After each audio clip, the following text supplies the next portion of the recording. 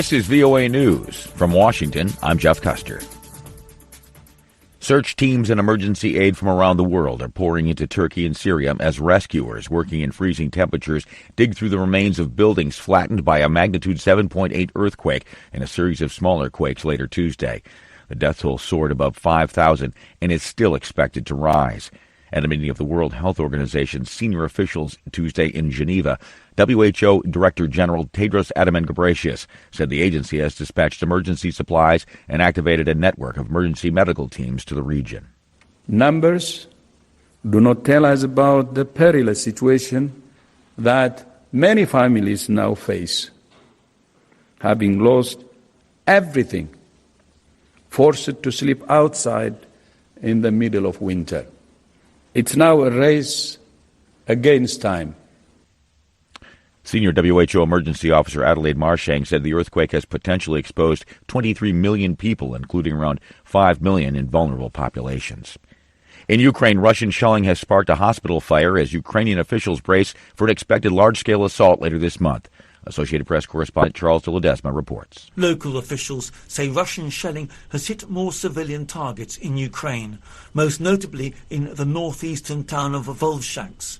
The state emergency service in the northeastern Kharkiv region says the shelling caused multiple fires, including at its two-story municipal hospital. Rescue crews evacuated 8 civilians from the site before putting out the blaze, which caused no casualties. Ukrainian authorities continue to report a Moscow troop build-up in eastern areas prior to an expected new offensive by Russia around the anniversary of its invasion. The anticipated push may seek to recapture territory lost in the recent Ukrainian counter-offensive.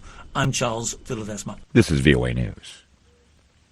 U.S. President Joe Biden will deliver his first State of the Union address since Republicans took control of the House of Representatives in Congress last month. Reuters correspondent Tamara Lindstrom produced this report. The annual speech, which reached more than 38 million viewers last year, according to Nielsen, could deliver Biden his largest television audience of the year. It gives him a chance to shape public perceptions and to tout his accomplishments. A bipartisan infrastructure bill, progress on inflation, gun safety, and strong job growth. The speech gives Biden an opportunity to shore up support within his own Democratic Party, where some are concerned about his age. Biden turns 80 in November, and if re-elected, would be 82 at the start of a second term. But the setting, in front of a joint session of Congress, doesn't necessarily play to Biden's strengths. Nathaniel Burkhead is a political science professor at Kansas State University. Effective oratory is not critical to be an effective president. For the State of the Union address, I expect him to talk about the fact that while the economy is doing well, unemployment is at record lows, people are still dealing with inflation. That's Reuters correspondent Tamara Lindstrom reporting. China's foreign ministry said Tuesday it will safeguard its interests regarding a balloon the United States shot down Saturday as the U.S. works to retrieve all the parts that landed in the water off the Carolina coast in the southeastern U.S. Associated Press correspondent Julie Walker reports. China's foreign ministry calls it a weather balloon and says the country will continue to safeguard its legitimate rights and interests. Washington says it's a spy balloon and has no intention of returning the debris. Break one, splash one.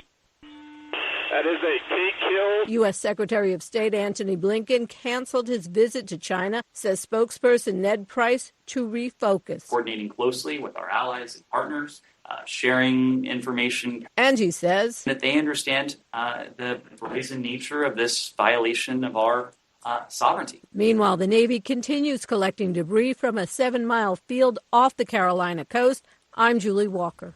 Hong Kong's largest national security trial since the sweeping national security law was imposed by Beijing nearly 3 years ago is underway, with a cross-section of pro-democracy figures standing accused of conspiracy to commit subversion for holding pre-election primaries in July 2020 that Beijing did not condone. What is expected to be a 90-day trial began Monday in the West Kowloon Magistrates Court. The case will be heard without a jury. The vaguely worded security law went into effect in Hong Kong on June 30th, 2020, following anti-government protests in 2019. This is VOA News. Please subscribe, like, or comment. Thank you.